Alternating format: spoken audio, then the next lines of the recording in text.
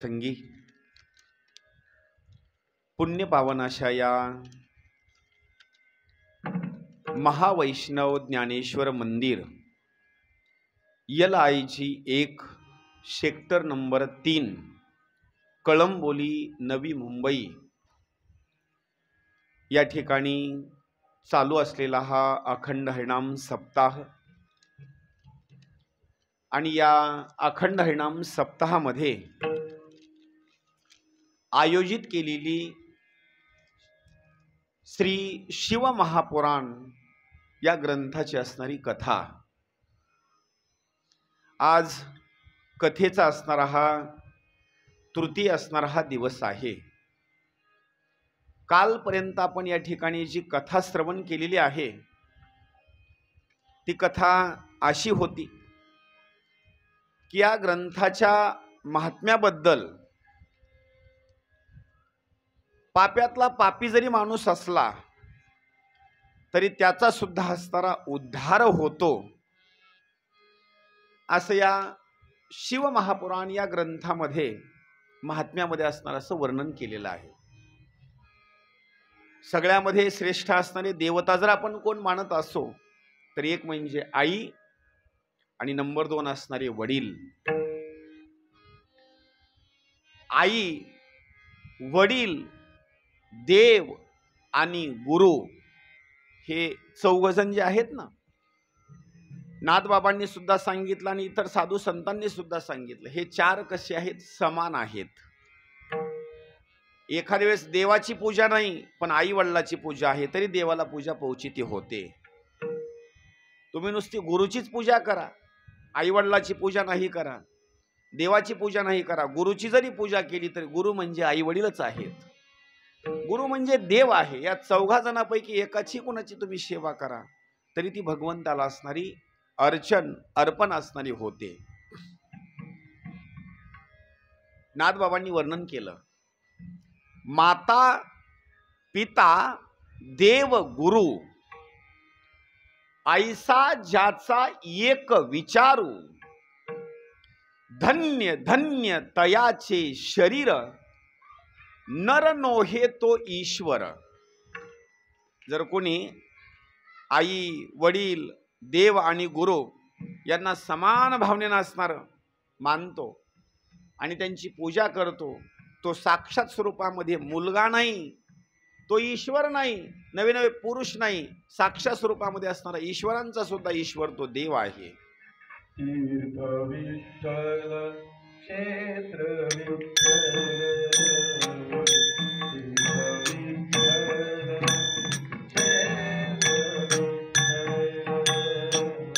तीर्थ विठ्ठल, तीर्थ विठ्ठल, तीर्थ विठ्ठल, क्षेत्र विठ्ठल।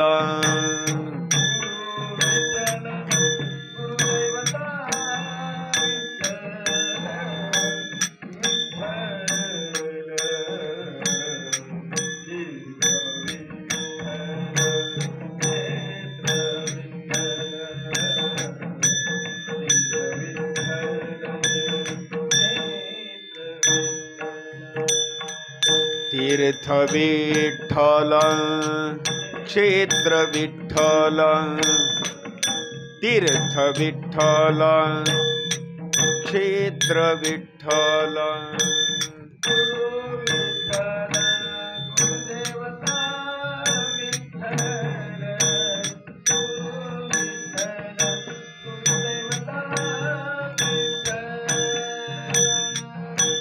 गुरु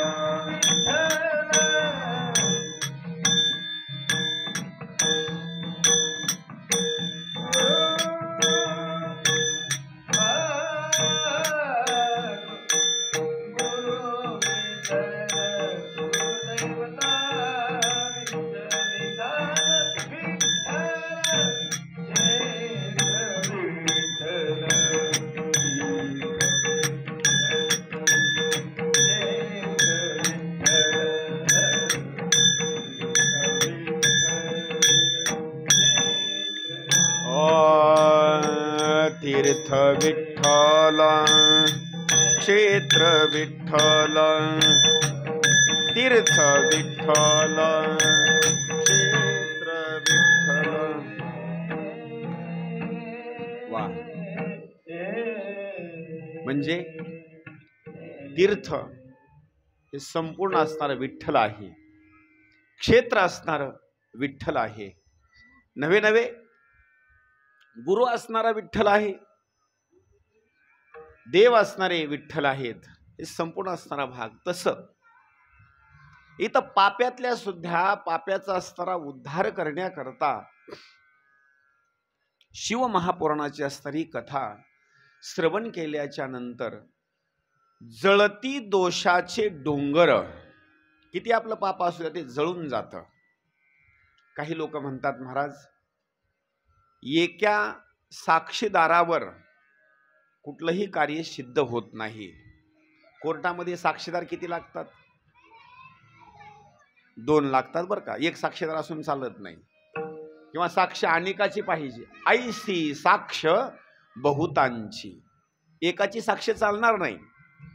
किंवा एक दृष्टांत देऊन आमच्या मनाला समाधान वाटणार नाही.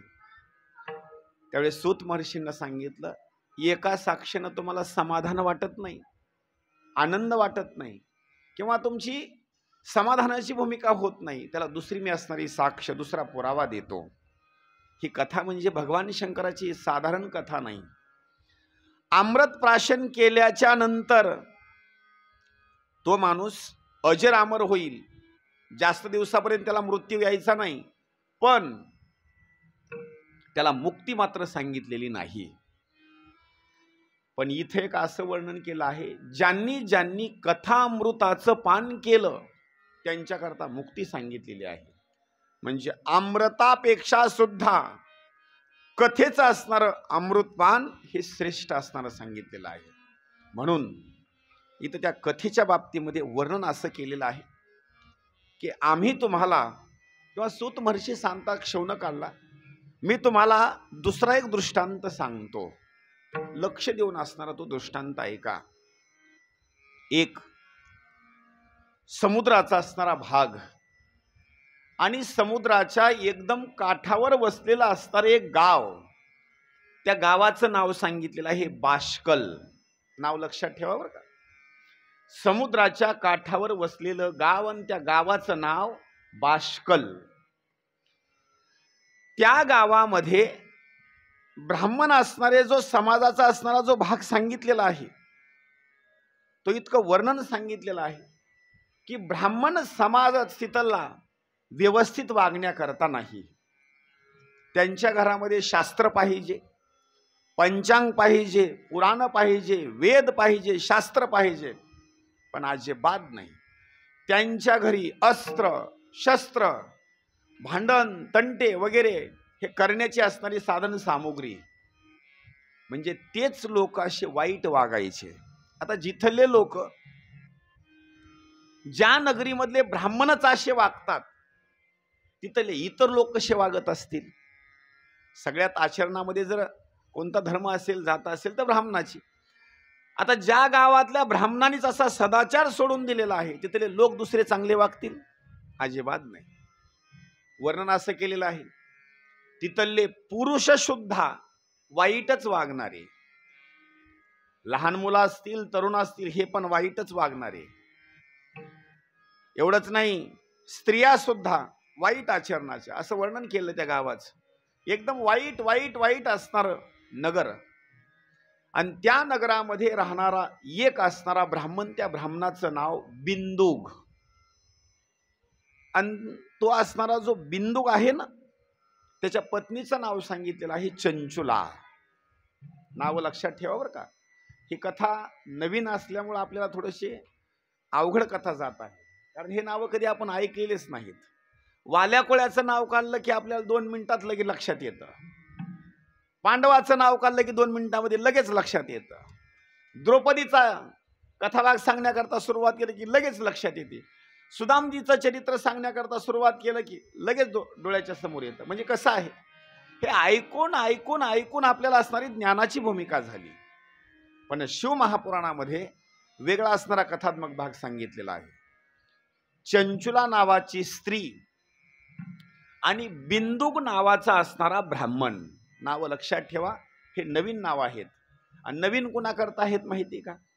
ज्यांनी ग्रंथच कधी ऐकला नाही त्यांच्याकरता नवीन आहे बरं का. हे नाव तसे जुनेच आहेत, पण ग्रंथच कधी आपण उघडला नाही, ग्रंथ कधी ऐकलाच नाही, त्याच्याकरता नवीन. उदाहरणार्थ, इथून आपल्याला मुंबईला जायचं आहे, मुंबई सेंट्रलला. तशी मुंबई ही जुनीच आहे, पण नवीन माणूस त्या रस्त्यानं प्रवास करायला आहे, त्याच्याकरता कशी आहे? नवीन आहे. ग्रंथ जुनाच आहे, पण ग्रंथ जुना असून सुद्धा आपण न पाहिल्यामुळे आपल्याकरता असणारा तो नवीन आहे.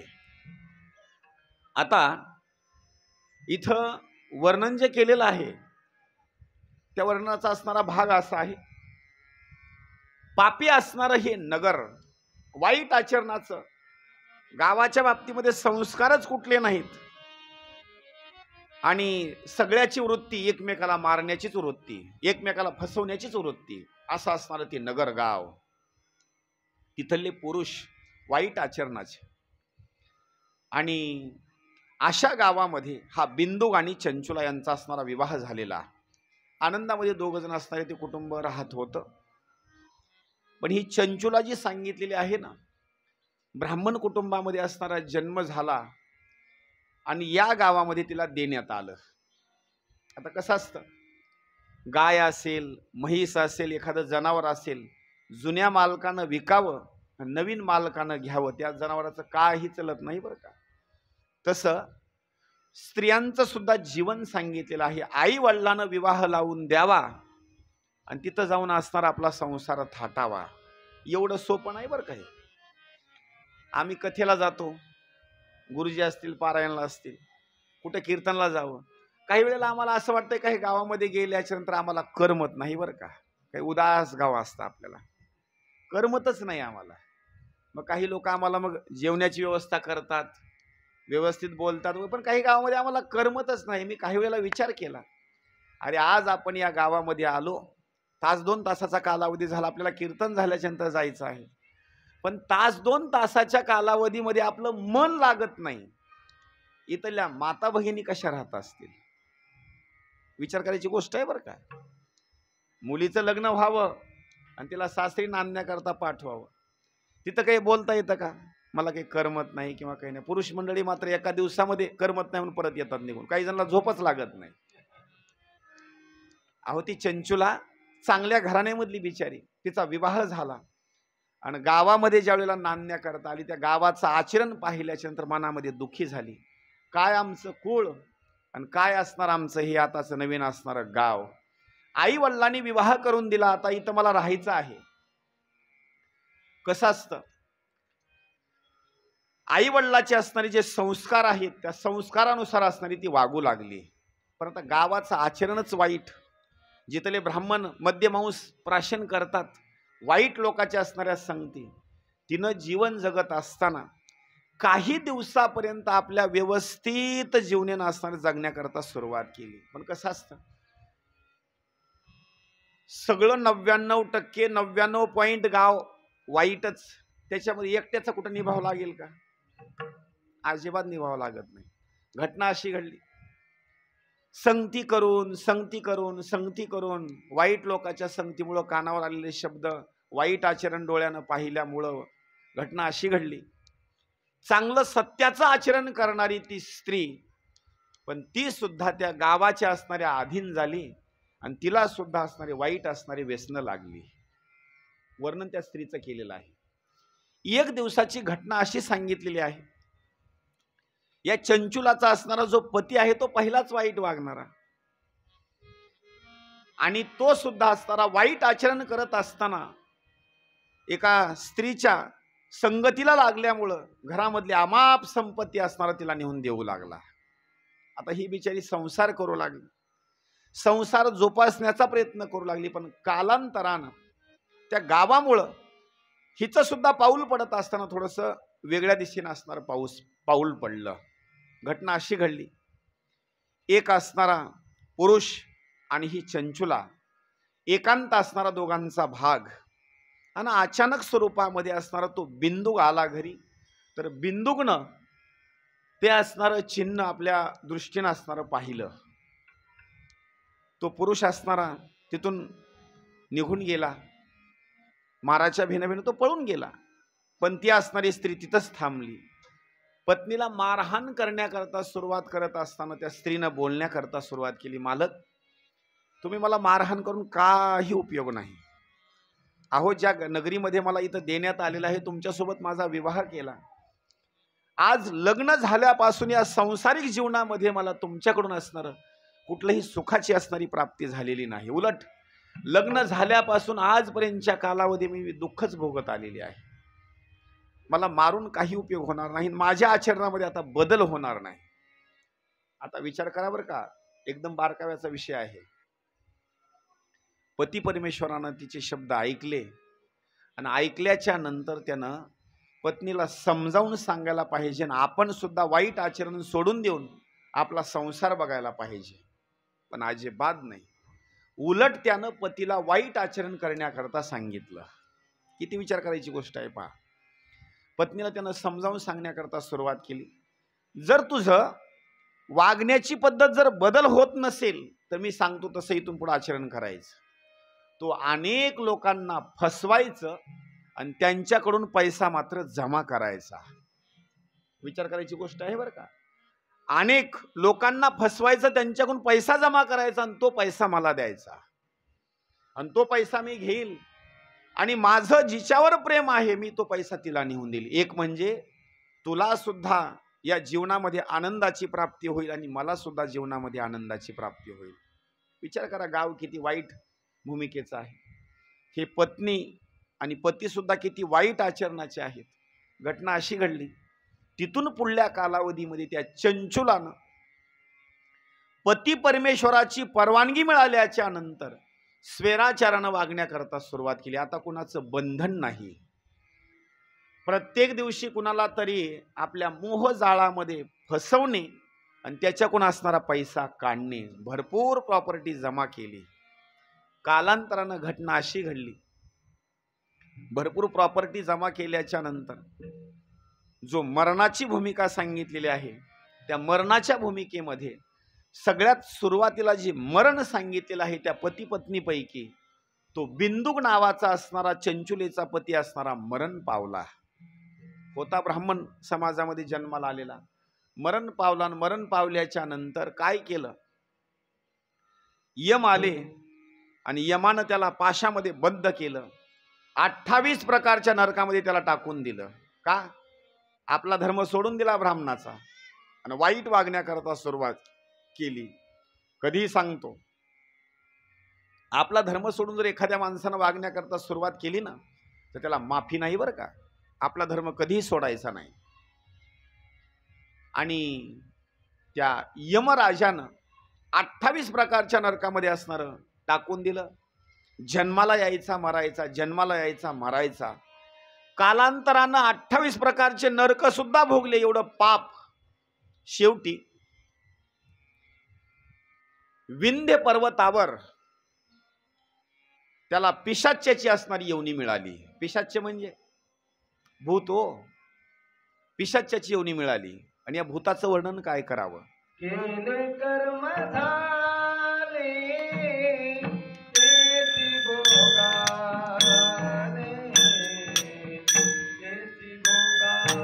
तेची भोगाले, तेची भोगाले. केले कर्म झाले तेची भोगाले, तेची भोगाले. केले कर्म झाले तेची भोगाले, तेची भोगाले. केले कर्म झाले तेची भोगाले, तेची भोगाले.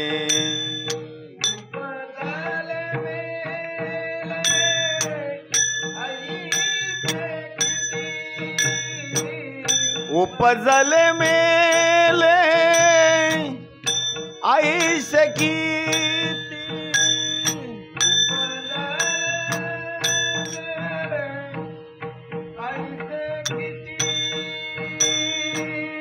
उपजले मेले ऐसे कीती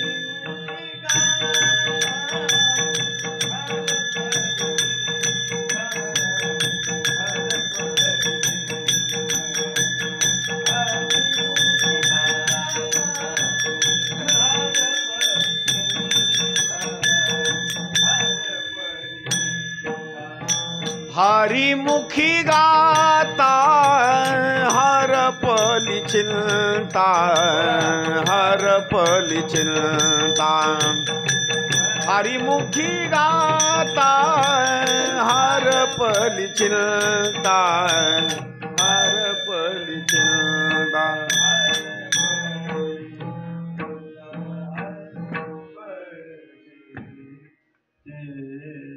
उमापति महादेव की पवन पुत्र हनुमान बोलो रे भाई सब संतन की जय। त्याने जे कर्म केलं होतं ना त्या कर्मामुळे त्याला जे शरीर प्राप्त झालं ते शरीर प्राप्त झालं भूताचं म्हणजे पिशाच्याचं शरीर प्राप्त झालं। आणि पिशाच्याचं शरीर म्हटलं की ते एक भाग सांगतो वायू स्वरूपामध्ये असणारं ते शरीर असतं बरं का। अक्राळ विक्राळ स्वरूपामध्ये वायू स्वरूपामध्ये कधी शरीर हे धारण करतं कधी शरीराचा त्याग ही करतं आणि भटकत असताना त्याची अवस्था सांगितलेली आहे। विंध्य नावाच्या पर्वतावर त्यानं भटकंती करण्याकरता सुरुवात केली। आता घटना अशी घडली ज्या चंचुलेचा पती मरण पावला आता तिला पुत्र संततीचा असणारा भाग सांगितलेला आहे। आणि त्या पुत्र संततीच्या भागामध्ये एक दिवस हीच चंचुला गोकर्ण क्षेत्रामध्ये असणारी भगवंताचं दर्शन करण्याकरता निघून गेली। आणि तिथं शिव महापुराणाची कथा चालू होती। आणि शिव महापुराणाची कथा चालू असताना त्या कथाकारानं सांगण्याकरता सुरुवात केली। बाबांनो जसं गुरुवर्य भरतजी महाराज लहाने गुरुजींनी प्रमाण दिलं केले कर्म झाले त्याची भोगा आले। बाबांनो जसं तुम्ही कर्म कराल तसं तुम्हाला त्याचं प्रायश्चित्त आणि फळ तुम्हाला मात्र भोगावंच लागतं बरं का। कुठलंही तुमचं कर्म असू द्या चांगलं केलेलं कर्म त्याचं पुण्य सुद्धा चांगलंच तुम्हाला मिळेल। वाईट कर्म केलं असेल त्याचं पाप सुद्धा तुम्हाला वाईट स्वरूपामध्येच असणारा मिळेल। तुम्ही जसं जसं वागाल या जन्मामध्ये जर तुम्ही चोरी केली तर त्याचं फळ सुद्धा तुम्हाला भोगावं लागेल। लोकाला त्रास दिल्याच्या नंतर सुद्धा तुम्हाला फळ भोगावं लागेल।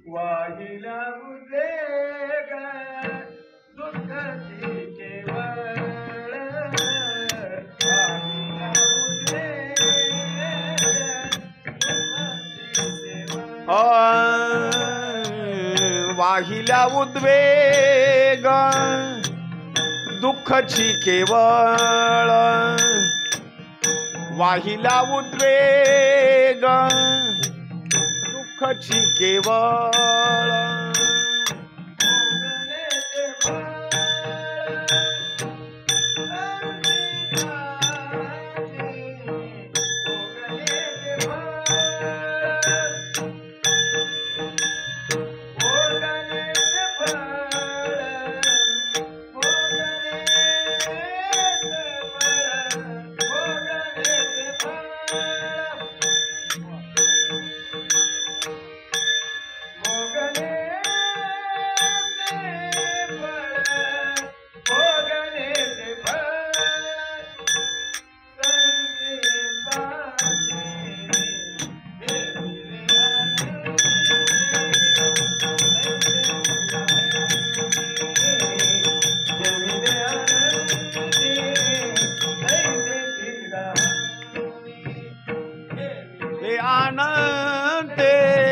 तैसेची राहावे ठेविले अनंते तैसेची राहावे.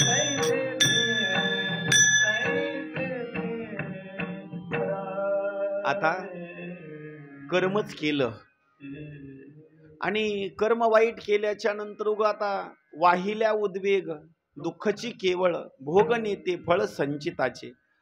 आता आपण जे काही पूर्वजन्मामध्ये कर्म केलेलं आहे त्याचं फळ आपल्याला भोगणं मात्र फार गरजेचं आहे. नाही जरी कुणी म्हटलं मी भोगणार तरी बळेच भोगावं लागतं. हां, आता पहा इथं वर्णन केलेलं आहे. गोकर्ण क्षेत्रामध्ये ही चंचुला दर्शनाकरता गेली. महापुराणाची कथा चालू आहे आणि त्या कथाकारानं सांगितलं आपलं केलेलं कर्म मात्र माणसानं भोगावं लागतं, केलेलं पाप भोगावं लागतं. आणि बोलण्याकरता सुरुवात केली. जर एखाद्या पुरुषानं वाईट आचरण केलं त्याचं सुद्धा फळ भोगावं लागतं. एवढंच नाही, एखाद्या स्त्रीनं सुद्धा वाईट आचरण केलं तर त्याचं सुद्धा फळ मात्र भोगावं लागतं. एवढा शब्द काढल्याबरोबर तिला असणारा अनुताप झाला. मी तर भरपूर जीवन असणारं वाईट स्वरूपामध्ये जीवन जगले, अनेक लोकांना फसवलं. आता माझी गती काय होणार, माझी गती काय होणार. आणि हे कधी कळतं माहिती का? तरुणपणामध्ये काही कळत नाही. कशामुळे कळत नाही माहिती का? शक्ती शरीरामध्ये असते, मध्ये माणूस कसाही पाप करतो कसाही वागतो. कोणी उपदेश जरी केला तर ऐकत नाही. पण म्हातारा झाल्याच्या नंतर मग मात्र त्याला सगळं आठवणीत येतं. अरे आपण काय काय कर्म केलं. आठवू लागली आणि रडू लागली. कथा संपली आणि कथाकाराचे असणारे चरण जाऊन पकडले. आणि खरी गोष्ट अशी आहे बरं का, कुठंही तुम्ही लबाड बोला चालेल, कुठंही लबाड बोला चालेल, पण देवाच्या मंदिरामध्ये गेल्याच्या नंतर आपण खरं असणारं जे आहे ते देवाला सांगा. देवा मी वाईट वागलो बरं का, हां माझ्याकडून भरपूर चूक झाली, मी वाईट वागलो. कुणालाही खोटं बोललेलं चालेल, पण माफी मागायची असेल तर देवाच्या दरबारामध्ये जाऊन माफी मागा. हां, पंढरपुराच्या ठिकाणी जर गेला तर आपण गरुडपाराच्या ठिकाणी असे कान धरा आणि कान धरून असणाऱ्या उडबाशा काढा आणि नाचा तिथं असं. कशा करता? देवा चूक झाली बरं का, आता माफ कर. म्हणून काही वारकरी काय करतात, तिथं गेले का असे कानाला धरायचं आणि अशा उड्या माकायच्या आणि गोल फिरायचं. कशा करता? देवा चुकलं. लोटांगण का घालायचं? देवा माफी झाली बरं का, देवा चुकलो बरं का, आता इथून पुढे असा गुन्हा कधी करणार नाही. म्हणून देवाच्या जवळ शरणागती करायची. त्या चंचुलेनं त्या पुराणिकाला प्रश्न विचारला, महाराज मी माझं खरं असणारी गोष्ट सांगते बरं का, अनेक लोकांना माझ्या मोहजाळामध्ये मी फसवलं आणि त्यांचा संसार उद्ध्वस्त करून टाकला, भरपूर संपत्ती कमवली, पण मला आता भीती निर्माण झाली आहे तुमच्या सांगण्यामुळं. काही गोष्टी आहेत बरं का. रोडना आपण जर प्रवास करू लागलो, वाहनामध्ये जर बसलेला असेल तर रोडला बोर्ड लावलेला असतो, पाटी लावलेली असते, सावधान पुढे गतिरोधक आहे, वाहने सावकाश चालवा. सावधान पुढे शाळा आहे, वाहने सावकाश चालवा. सावधान पुढे अरुंद असणारा पूल आहे, वाहन सावकाश चालवा. सावधान पुढे रस्ता खड्ड्याचा आहे, सावधान. सावधान झालो, सावधान, सावधान झालो, सावधान. ओ सावध झालो सावध झालो सावध झालो सावध झालो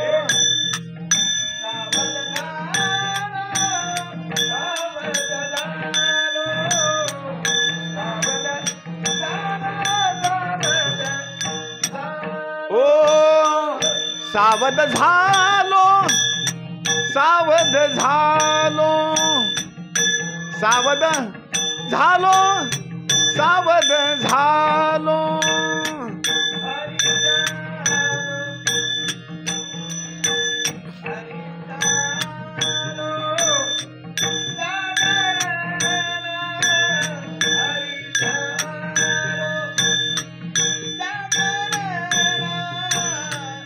जेथे वैष्णवांचे भार जेथे वैष्णवांचे भार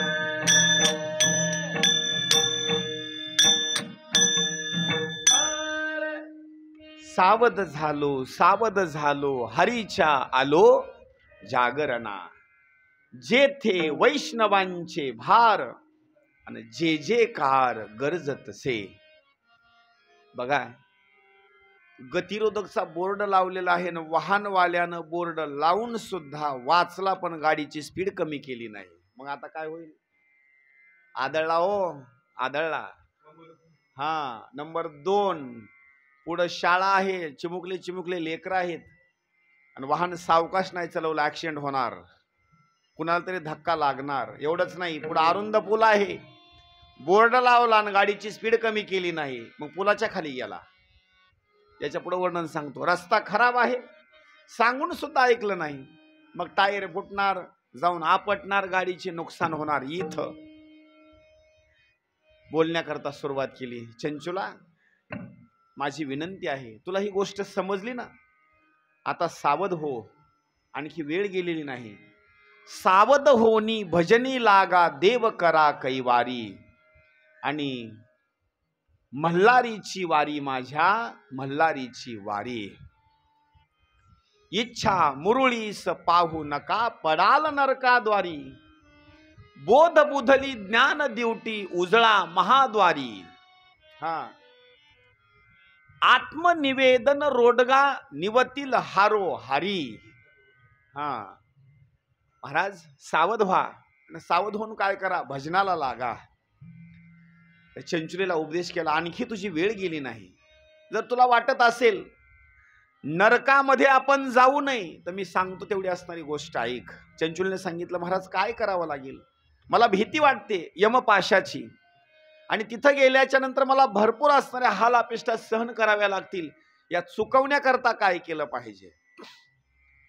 त्या पुराणिकांनी सांगितलं काही दुसरं करण्याची गरज नाही पैसे द्यायची गरज नाही ना दुसरं कुठलं साधन करायची गरज नाही. फक्त एक काम कर तुला जर तुझा उद्धार करून घ्यायचा असेल तर याच्याकरता तुला शिव महापुराणाची कथा श्रवण करावी लागेल.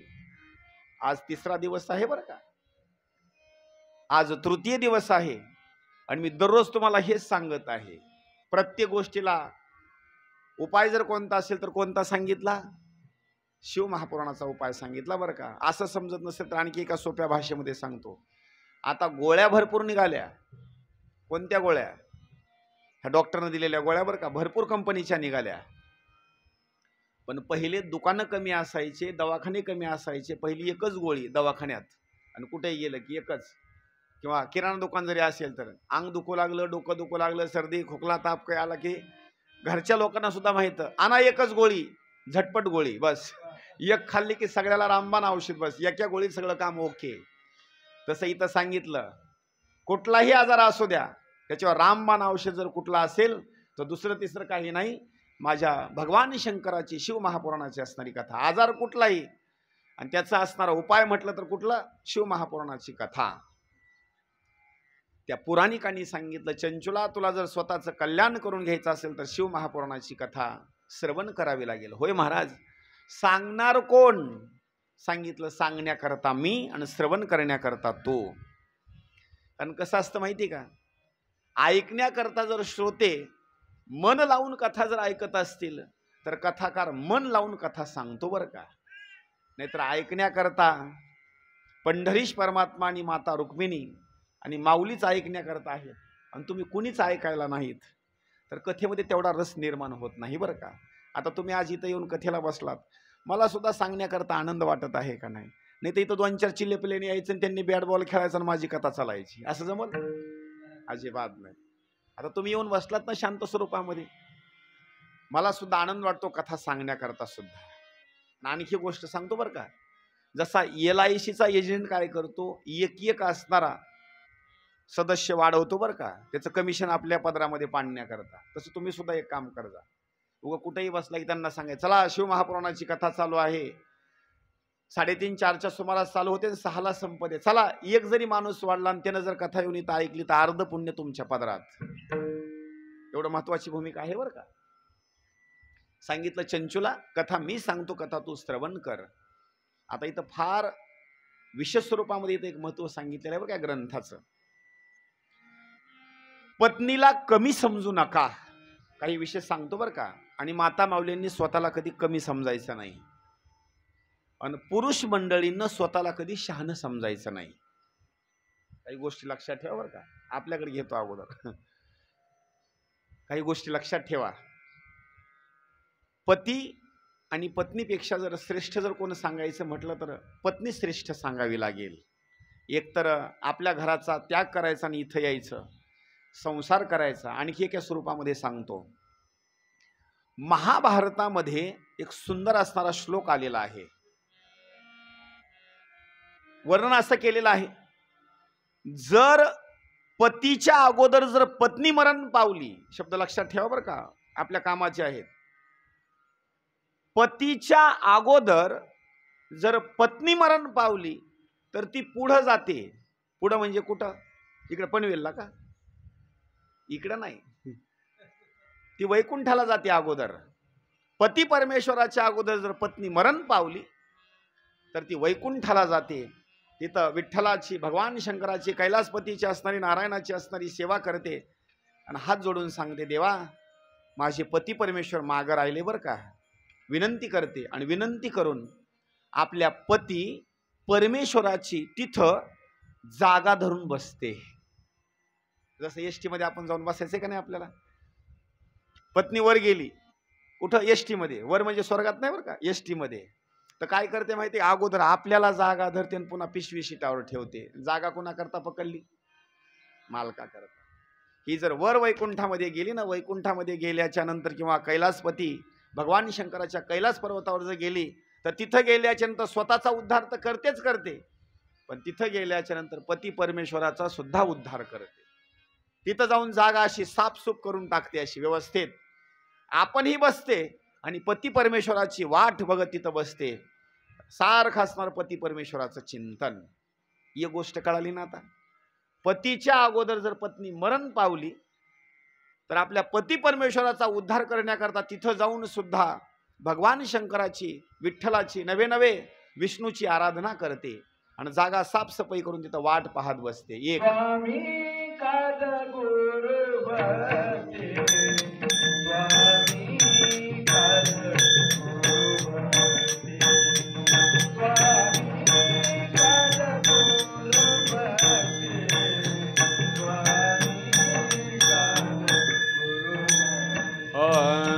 स्वामी काज गुरु भक्ती, स्वामी काज गुरु भक्ती, स्वामी काज गुरु भक्ती, स्वामी काज गुरु भक्ती.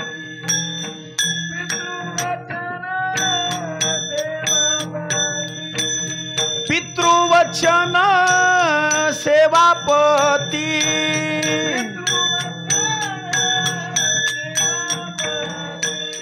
पितृवचन सेवापती,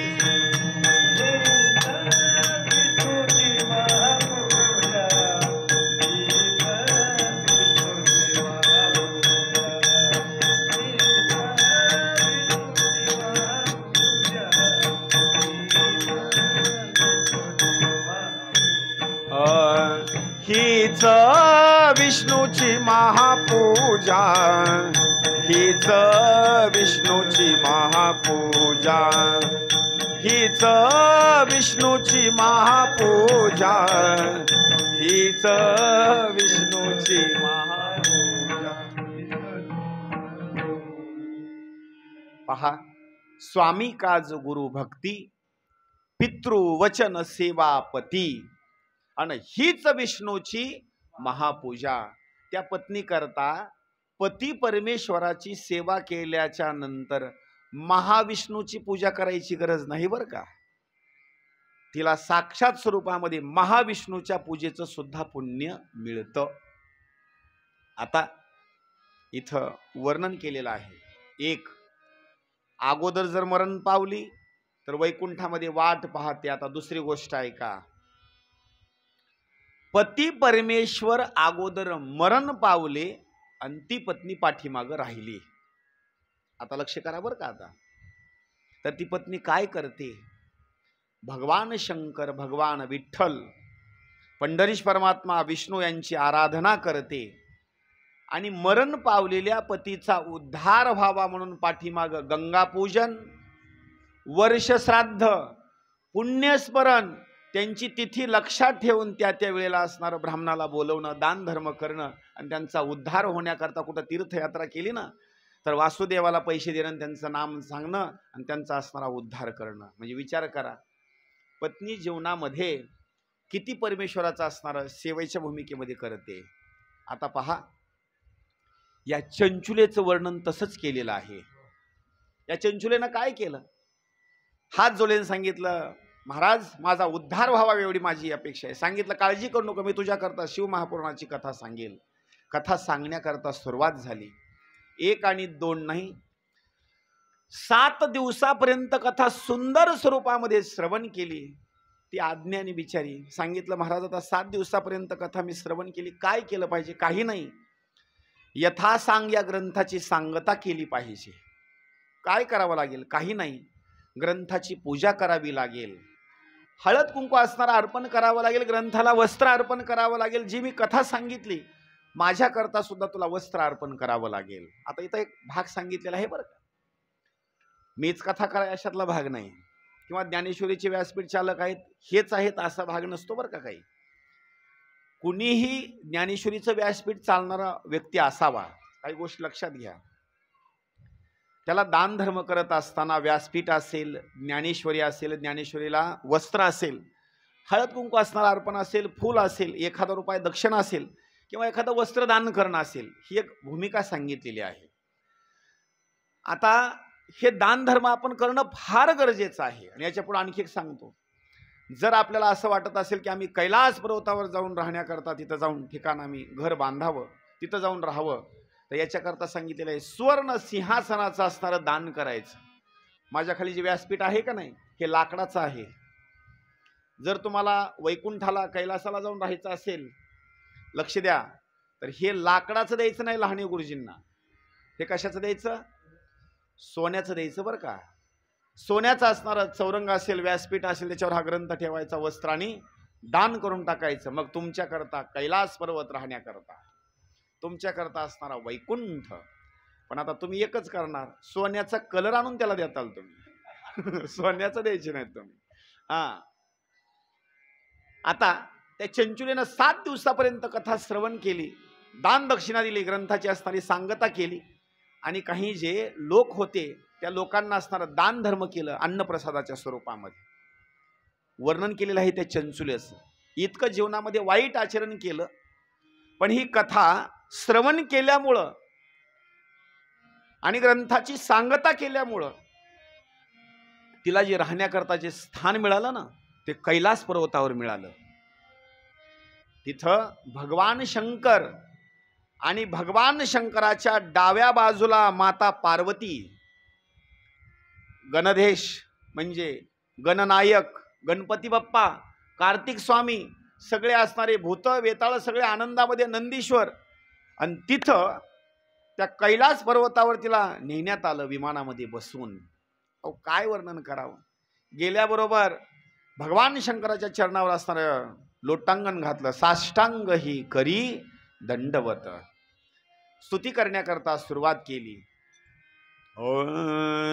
कैलास राना शिवचंद्रमूळी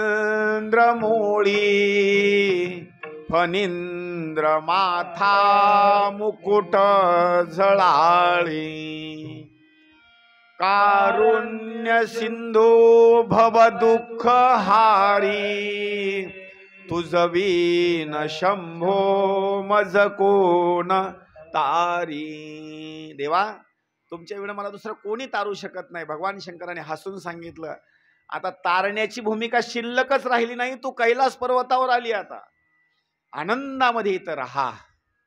काही गोष्टी सांगतो. जर विवाह झाला ना, तर विवाह झाल्याच्या नंतर त्या पत्नीचं सगळ्यात जास्त जर प्रेम कोणावर असेल तर सगळ्यात जास्त प्रेमाची भूमिका सांगतो पती परमेश्वरावर, सगळ्यात जास्त बरं का. आता विचार करा, राहण्याकरता स्थान कुठलं मिळालं? कैलास पर्वत. राहण्याकरता कैलास पर्वताचं स्थान मिळालं. आणि तिला बोलण्याकरता, बैठकी करता, फिरण्याकरता मैत्रीण कोण मिळाली माहिती का? विचार करा बरं का. गेली कुठं? कैलास पर्वतावर. मैत्रीण बैठकी करता, एकमेकाची देवाणघेवाण करण्याकरता मैत्रीण कोण मिळाली? इतकी पापी असून सुद्धा कैलास पर्वतावर गेली शिवपुराणाच्या श्रवणामुळं. आणि मैत्रीण कोण मिळाली याचं वर्णन केलेलं आहे. मैत्रीण तिला भगवान शंकराची पत्नी मिळाली. साधारण बाई भेटली नाही बरं का तिला, अजिबात नाही. कोण पत्नी मिळाली तिला? मैत्रीण. अहो, भगवान शंकराची पत्नी तिला मैत्रीण म्हणून मिळाली. तिचं काय भाग्य असेल. आता आपल्याही मैत्रिणी आहेत बरं का, पण मैत्रिणी मैत्रीमध्ये फरक. काही मैत्रिणी काय करतात, साखर संपली की यायचं, घेऊन जायची, पण परत आणूनच द्यायची नाही. एकदा यायचं, दोनदा यायचं, तीनदा यायचं. मग घरामध्ये डबा जरी भरलेला असला का नाही, ती मैत्रीण जर आली ना, हो एक कपभर साखर द्या ना जरा पाहुण्याला, ती म्हणते अजिबात नाही, साखरच आमच्या घरी नाही, सकाळचा चहाच झालेला नाही. आणि निघून गेली की पुन्हा म्हणते पहिली दिलेली दिली नाही, आणखी आता कशाला देते, डबा भरलेला आहे माझ्याकडे, ती देणार नाही आता. म्हणजे भगवान शंकराची पत्नी माता पार्वती, त्रिभुवनाची असणारी आई, तिच्या हातामध्ये कोणत्या गोष्टीची कमतरता आहे?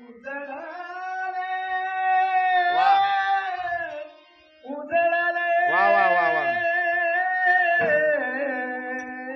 वा वा वा वा.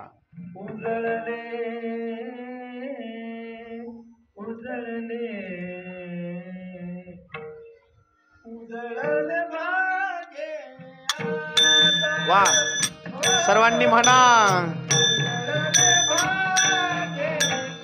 आता उजळले भाग्य, आता आता उजळले भाग्य, आता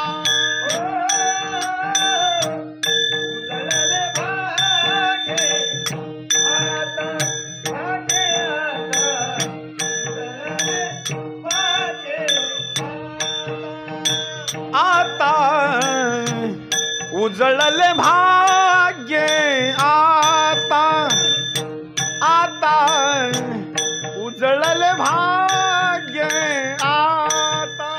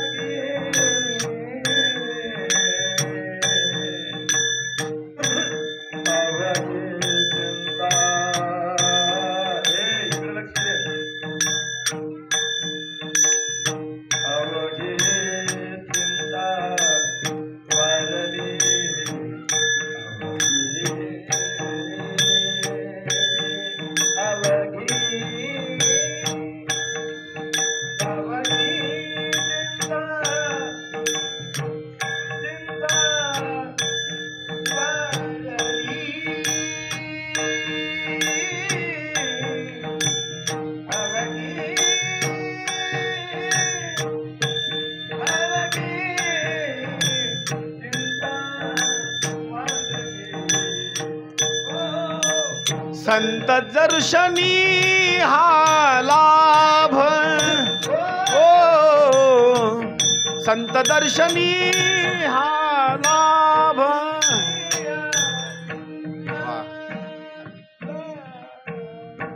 तिचं जे भाग्य आहे का नाही, ते भाग्य असणारं उजळलं. उजळले भाग्य आता अन अवघी चिंता वारली. संत दर्शनी हा लाभ अन पद्मनाभ जोडला. आता एक सहज स्वरूपामध्ये सांगतो बरं का. उदाहरणार्थ, एखादे मंत्री आहेत आणि त्या मंत्र्याच्या पत्नीची संगत किंवा त्या मंत्र्याच्या पत्नीची जी काही भूमिका आहे, मंत्र्याची पत्नी आपली त्यांच्यासोबत असणारी, किंवा आपण स्त्रीच्या स्वरूपामध्ये आहोत आणि आपण त्या मंत्र्याच्या पत्नीच्या सोबत असणारी मैत्रिणीच्या स्वरूपामध्ये असणारी दोस्ती केली. आता काही कमी आहे आपल्याला? अहो, कुठली गोष्ट पडली, अडचण पडली तर आपण फोन केल्याबरोबर ती मैत्रीण असल्यामुळे आपल्याला सहकार्य करेल. त्रिभुवनाची असणारी आई, जगज्जननी पार्वती माता त्या चंचुलेची असणारी मैत्रीण बनली. कुठल्याच गोष्टीची कमतरता नाही. त्या दोघी जणी आनंदात राहू लागल्या. पण आनंदामध्ये राहत असताना तिच्या मनामध्ये एक सारखी असणारी उत्सुकता निर्माण व्हायची. आपण कधी प्रश्न विचारावा, कधी प्रश्न विचारावा, कधी प्रश्न विचारावा, कधी प्रश्न विचारावा. लक्षात घ्या बरं का. पत्नीचं प्रेम पतीवर किती असतं. भगवान शंकर देवाच्या स्वरूपामध्ये आहेत आणि मैत्रिणीच्या स्वरूपामध्ये माता पार्वती आहे.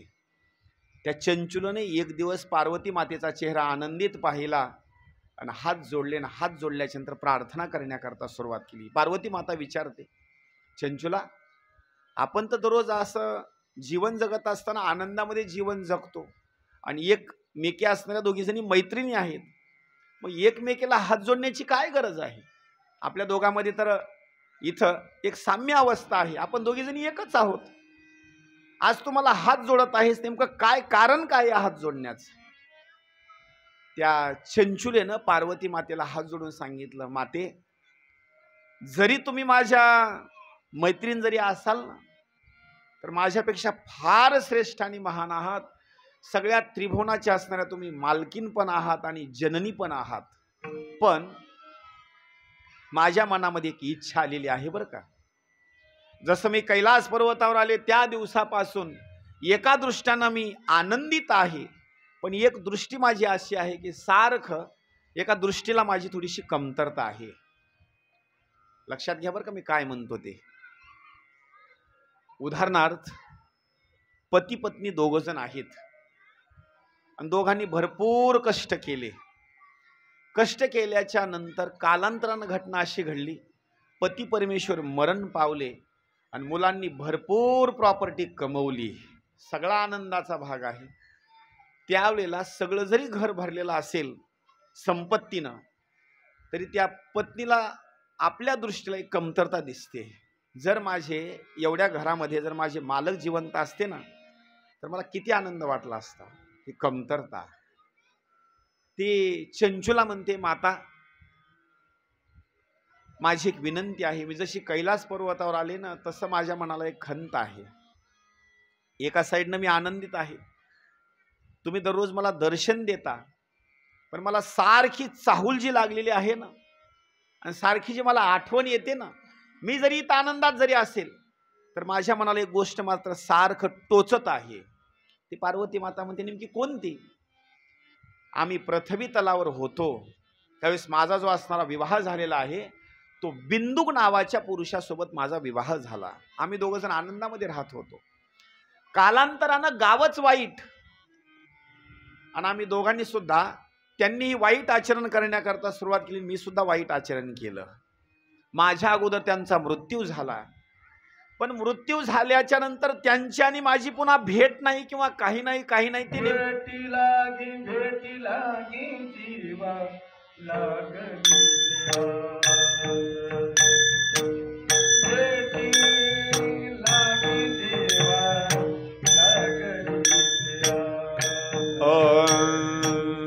भेटी लागे जीवा लागली से आस,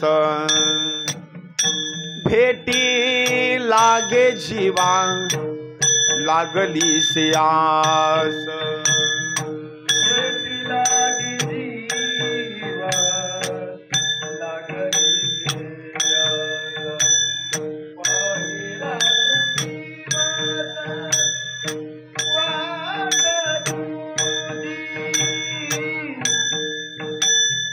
पाहिला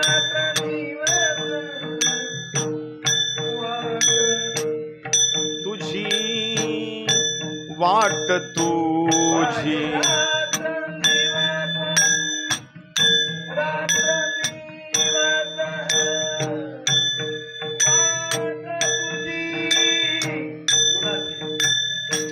पती परमेश्वराची, पांडुरंगाची.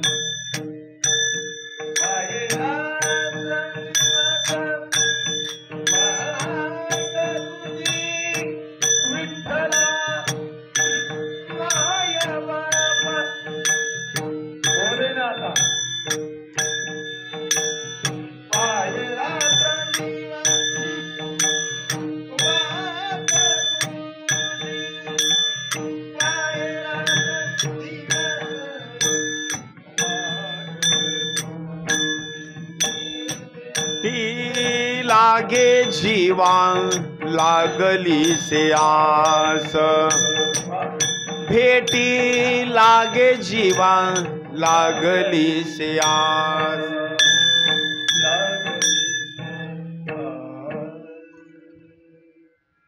आणि त्या चंचुलेनं बोलण्याकरता सुरुवात केली. माता, रात्रंदिवस जी मी वाट पाहते ना, आणि रात्रंदिवस मला ज्या गोष्टीची अपेक्षा आहे, फक्त माझ्या पती परमेश्वराची मला भेट व्हावी.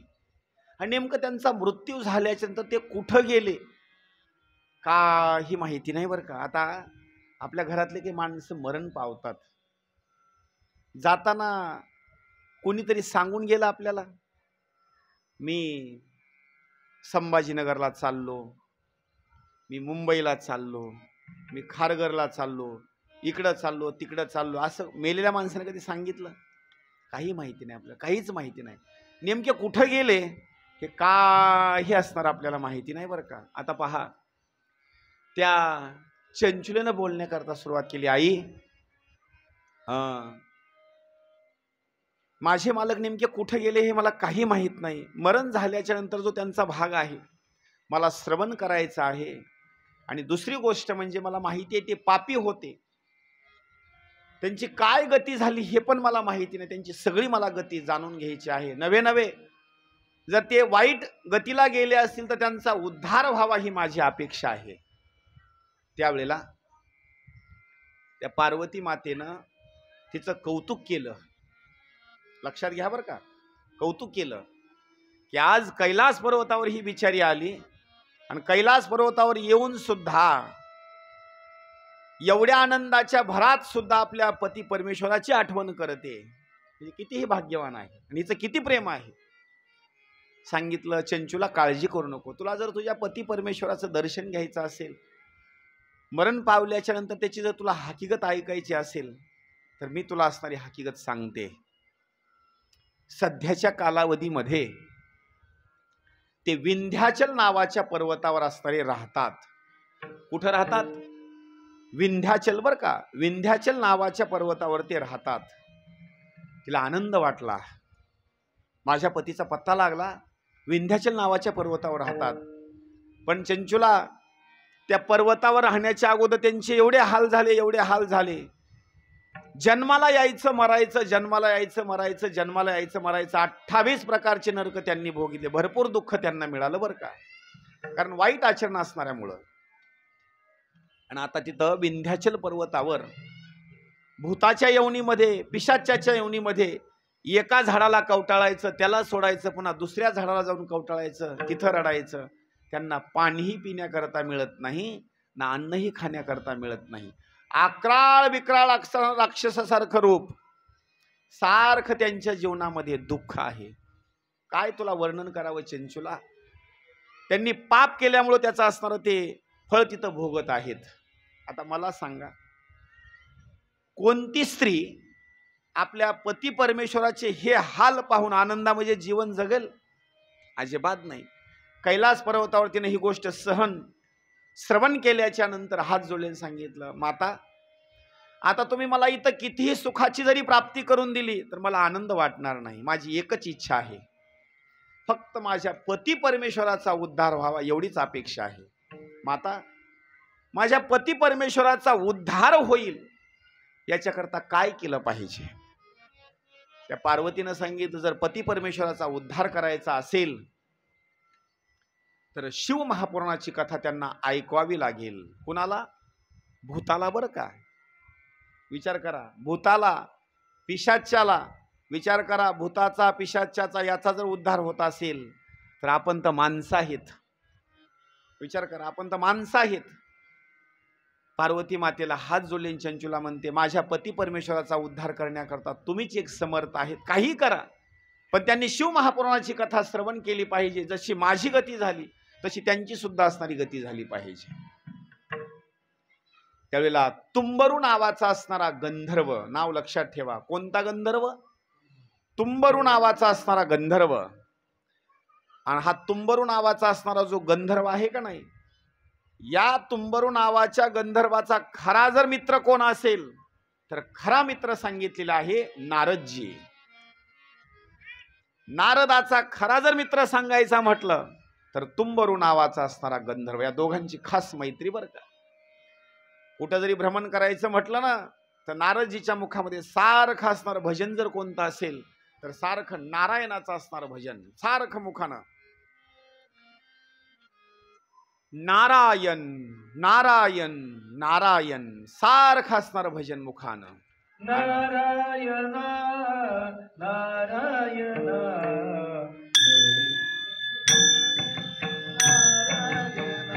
ओ नारायणा नारायणा ओम नमो श्री नारायणा. बोला सर्वांनी.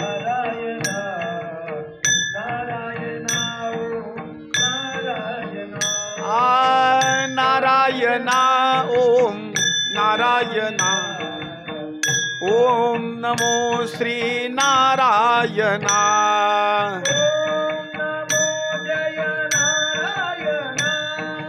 ओम नमो श्री नारायणा.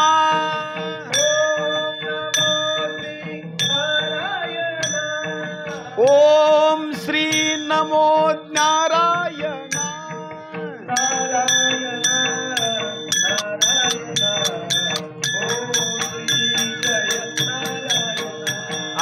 नारायणा नारायणा ओम नमो श्री नारायणा.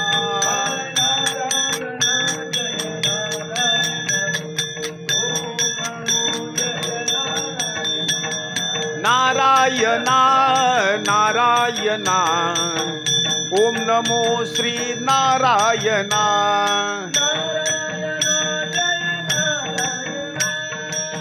नारायणा ओम नारायणा.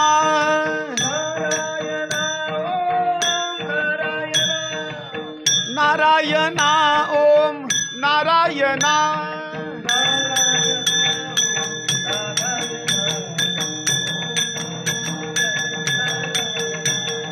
नारायणा नारायणा ओम नमो श्री नारायणा. ओम नमो श्री नारायणा. नारायणा नारायणा ओम नमो श्री नारायणा. ओम नमो श्री नारायणा. ओम नमो श्री नारायणा. ओ श्री नारायणा. नारायणा ओम नमो श्री नारायणा. नारायणा नारायणा ओम नमो श्री नारायणा.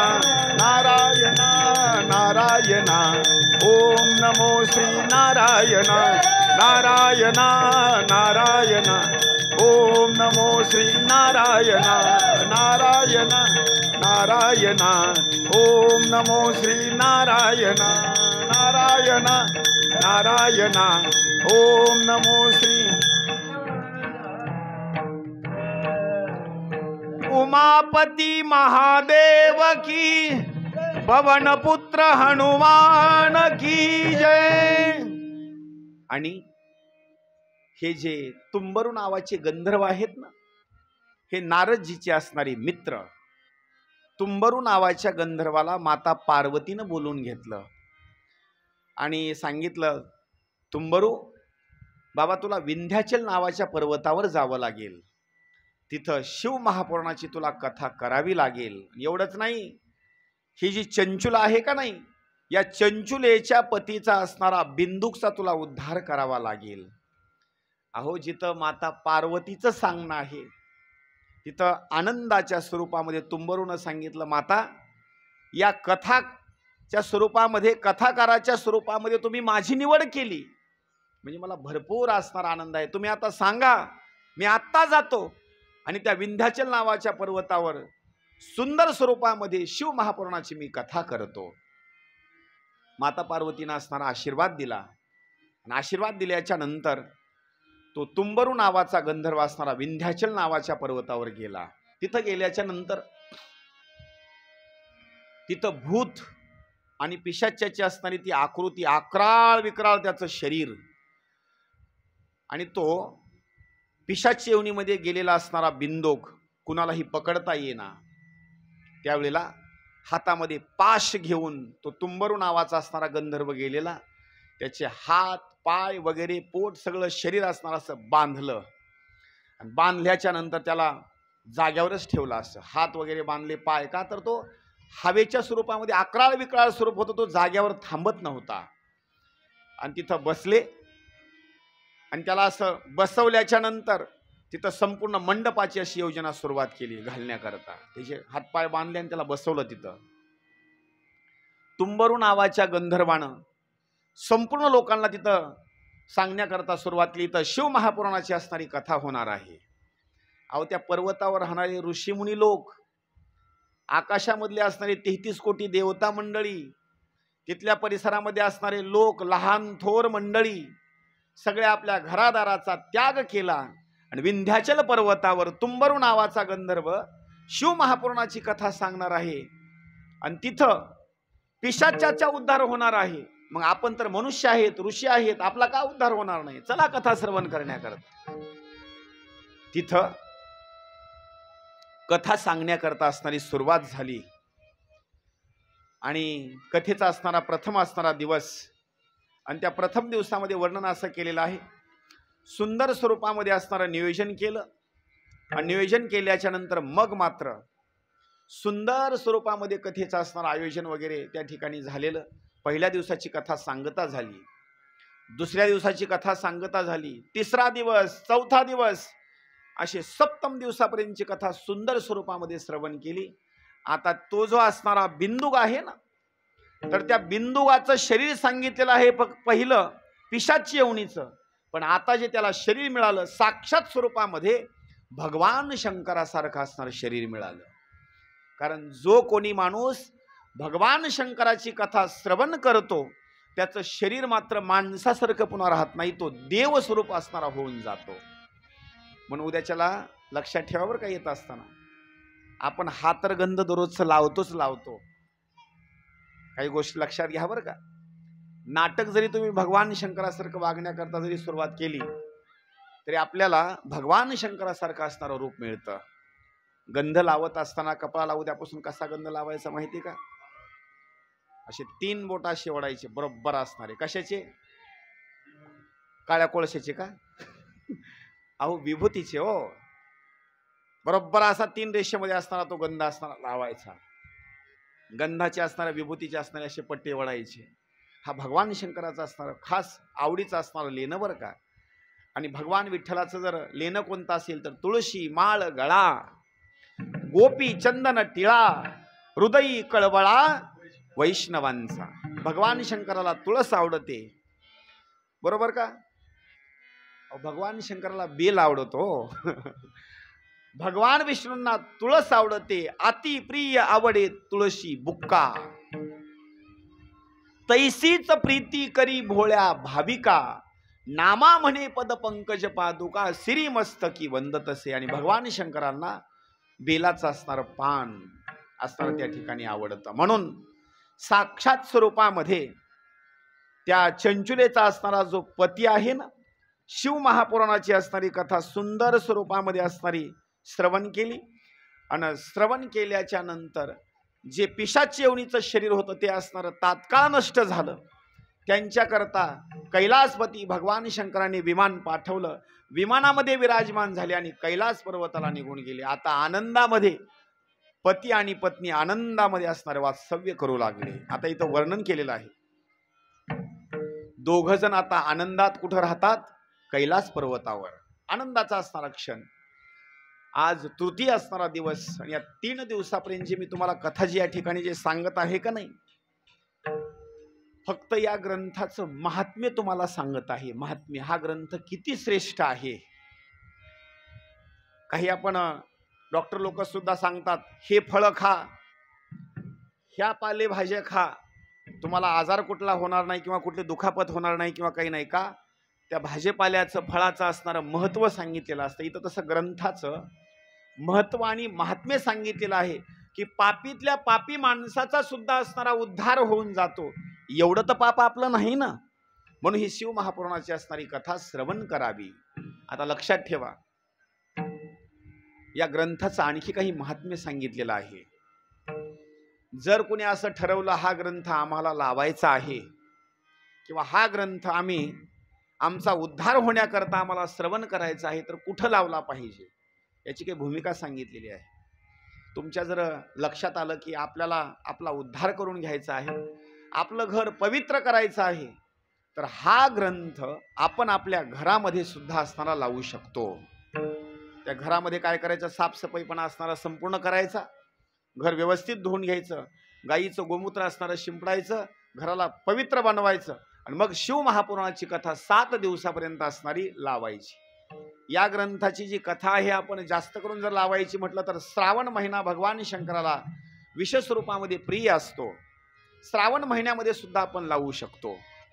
एवढंच नाही, ज्या घरामध्ये हा ग्रंथ जातो असं समजलं जातं की साक्षात स्वरूपामध्ये त्या घरामध्ये भगवान शंकर आता विराजमान आहेत. एवढंच नाही, त्या घरातल्या लोकांना कुठल्याही प्रकारच्या पुन्हा अडचणी नाहीत, कसलीच अडचण नाही. कारण ज्या घरामध्ये भगवान शंकराचं वास्तव्य आहे ते घर म्हणजे तिथून पुढं माईक बंद करा, माईक बंद करा. हा, तिकडं तोंड होईल तसं, तिकडं तोंड होईल तसं. हा, असं करा, असं. हा, बस तेच आहे, तेच आहे. तुझं तिकडं का तोंड करा, इकडं कर ना तोंड. हा, रस राहू दे. हा, इकडं कर त्याचं तोंड. बंद कर माईक, वाटलं तर चालू करायचं पुन्हा, बंद कर. हा, बस. ज्या घरामध्ये ही कथा चालते ना शिव महापुराणाची, ते सगळं असणारं घर तीर्थक्षेत्र बनून जातं.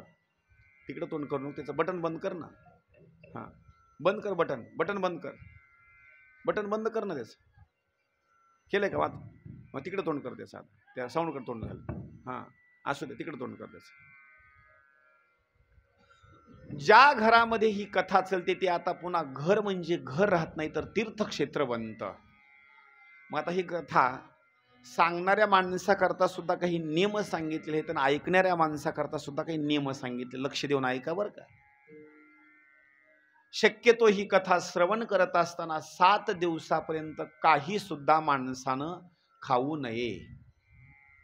पहिला नियम सांगितला बरं का, काहीच खायचं नाही. तुम्ही म्हणाल न खाता जमल काही? पहिले ऋषीमुनी तपश्चर्या करत असताना पाणी घेत नव्हते ना, चहा घेत नव्हते ना, बिस्किट नाही ना, गोळ्या नाहीत ना, काही नाही. आणि त्या गोळ्याचं एक वर्णन काय सांगावं.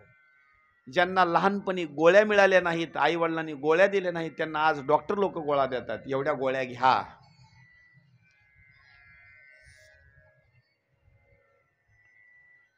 त्यांनी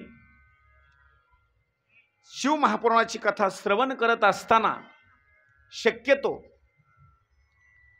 असा नियम सांगितलेला आहे की 7 दिवसापर्यंत अन्नाचाही स्वीकार नाही, पाण्याचाही स्वीकार नाही, नुसतं हवेवर कथा श्रवण करायची. एवढं शक्य होईल आपल्याला? अजिबात नाही. नंबर 2 ला सांगितलं, जर तुम्हाला न खाता कथा जर श्रवण होतच नसेल तर मग एक काम करा, 7 दिवसापर्यंत नुसतं गाईचं असणारं दूध प्यायचं आणि 7 दिवसापर्यंत कथा श्रवण करायची. होईल आपल्याला शक्य? ज्या अर्थी तुम्ही काही बोलत नाही त्या अर्थी मला असं वाटतं की तुम्ही गाईचे दूध पिऊनच 7 दिवस कथा श्रवण करणार. हा, आता कळालं मला. म्हणजे तुम्ही गाईचं दूध घेऊन कथा शक्यतो तुम्ही करू शकत नाही, तुम्हाला काहीतरी खाण्याकरता लागतच. मग काय खायचं वर्णन केलेलं आहे? 7 दिवसापर्यंत नुसतं फळच खायची. मग चक्कू असतील, द्राक्ष असतील, पपई असेल, असे वेगवेगळे असणारे फळं असतील, काजू असेल, बदाम असेल, अंजीर असेल, असे फळं खायचे. 7 दिवसापर्यंतची कथा श्रवण करायची. पण काही लोक म्हणतील हे फळं खाऊन सुद्धा आम्हाला जमणार नाही. मग पुढला नियम सांगितला, फक्त दिवसामधून एकच वेळेला जेवण करायचं. 7 दिवसामध्ये फक्त 7च वेळेला जेवण आणि कथा श्रवण करायची. काही लोक म्हणतील हे सुद्धा आम्हाला जमणार नाही. सकाळी नाश्ता लागतो, दुपारी जेवण लागतं, संध्याकाळी जेवण लागतं, अधूनमधून चहा लागतो, हे सुद्धा जमणार नाही. आता त्याच्याकरता पुढला पर्याय सांगितला, जर तुम्हाला एकदा जेवण करून भागत नसेल ना, मग 3 वेळेला जेवण करा. पण जेवण कसं करायचे काही नियम सांगतो. सकाळी जर बेसन भाकरी खाल्ली तर सकाळची उरली म्हणून दुपारी खाऊ नका. काही लोक म्हणतात आता टाकून कशी द्यावी, सकाळची दुपारी खातात, दुपारी जरी नाही संपली तर संध्याकाळी खातात. कथा श्रवण करणाऱ्या माणसाला वर्णन असं सांगितलेलं आहे, सकाळी खाल्लेला पदार्थ दुपारी खायचा नाही, दुपारी खाल्लेला पदार्थ संध्याकाळी खायचा नाही. हे नियम सांगतो बरं का. आणि वर्णन तर असं केलेलं आहे, शक्यतो 7 दिवसापर्यंत अन्न सेवन करत असताना, तोंड तिकडं कर, ते घुमायले थोडस, आणि शक्यतो 7 दिवसापर्यंत काही गोष्टीचं वर्ज्य असणारं सांगितलेलं आहे. कोणतं वर्ज्य? शक्यतो भाजीमध्ये लसण नसावा, कांदा नसावा, जास्त भाजी तिखट नसावी, शांत स्वरूपामध्ये असावी. आता हे नियम सांगितलेले आहेत. युक्त आहार विहार नेम इंद्रियासी सार नसावी बासर निद्रा बहुभाषण. हे अन्न खात असताना, कथा श्रवण करत असताना जास्त बोलू नये. आणि कथामध्ये कीर्तनामध्ये तर माणसानं कधी बोलूच नाही. का बोलू नये माहिती का? तो म्हणे पुढल्या जन्मामध्ये बेंडूक होतो. जर कीर्तनामध्ये आणि कथामध्ये जर बोलला का नाही, हे जे पावसाळ्यामध्ये जे बेंडकं असतात का नाही, डराव करणारे, हे पुढल्या जन्मामध्ये म्हणजे हे बेंडकं बरं का, बेंडकं म्हणजे कथा कीर्तनामध्ये कधी बोलायचं नाही. आता पहा,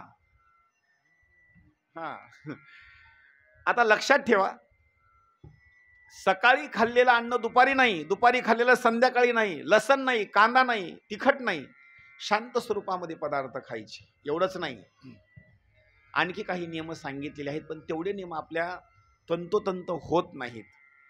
सगळ्यात मोठा एक नियम सांगतो बरं का, जे सर्वसाधारण माणसाला सुद्धा जमतो. मग तुम्ही कसंही जेवण करा बरं का, तिखट खा, आंबट खा, तेलकट खा, सकाळी जेवण करा, दुपारी करा, संध्याकाळी करा, दिवसातून 5 वेळेला करा, 7 वेळेला करा, काही अडचण नाही.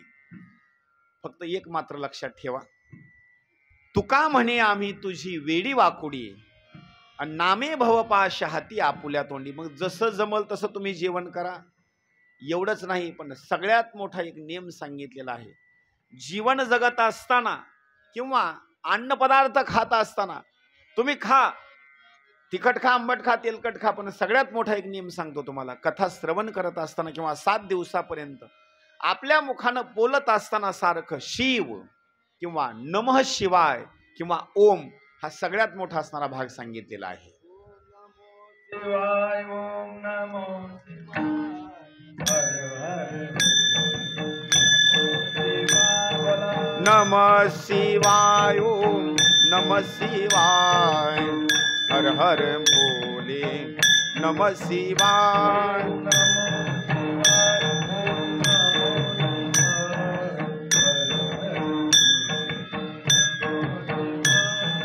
नमः शिवाय ओम नमः शिवाय हर हर भोले नमः शिवाय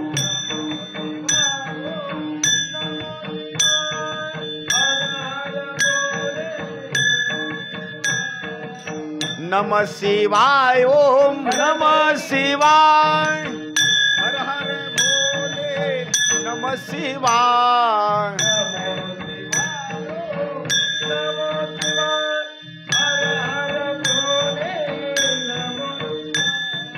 नमः शिवाय ओम नमः शिवाय हर हर भोले नमः शिवाय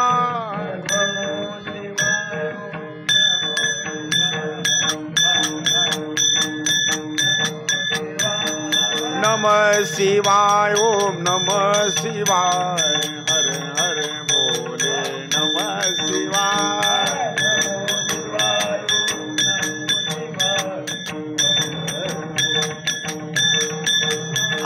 नमः शिवाय ओम नमः शिवाय हर हर भोले नमः शिवाय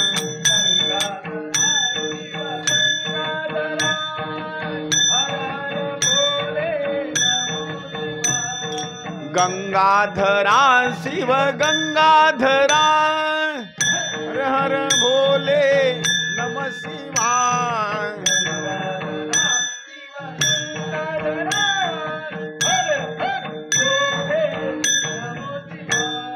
गंगाधरा शिव गंगाधरा हरे भोले नमः शिवाय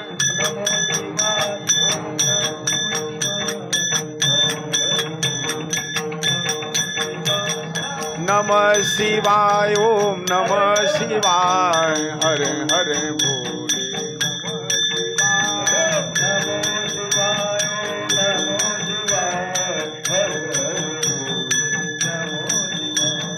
नमः शिवाय ओम नमः शिवाय हर हर भोले नमः शिवाय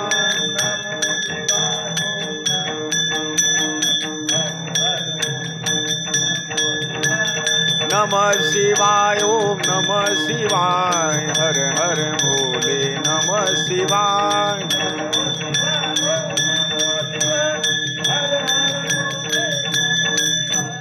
नमः शिवाय ओम नमः शिवाय हरे भोले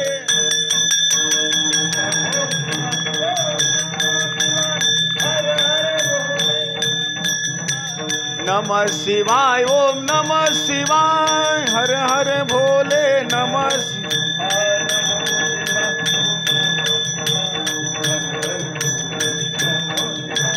नमः शिवाय ओम नमः शिवाय हर हर भोले नमः शिवाय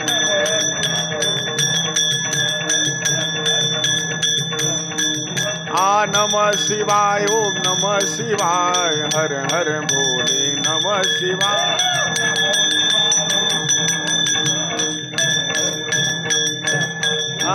नमः शिवाय ओम नमः शिवाय हर हर भोले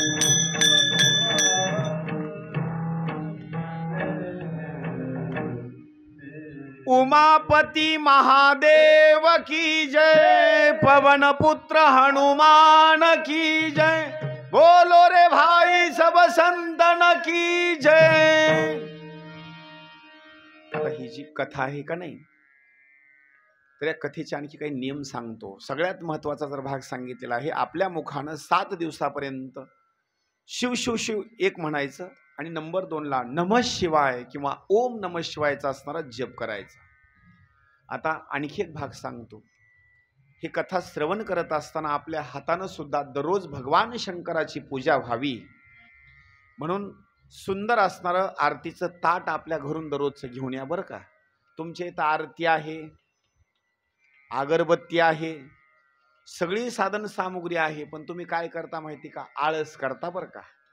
हा, आपल्या हातानं देवाची आरती व्हावी. मी अगोदर सांगून गेलो, हा ग्रंथ म्हणजे पुस्तक नाही.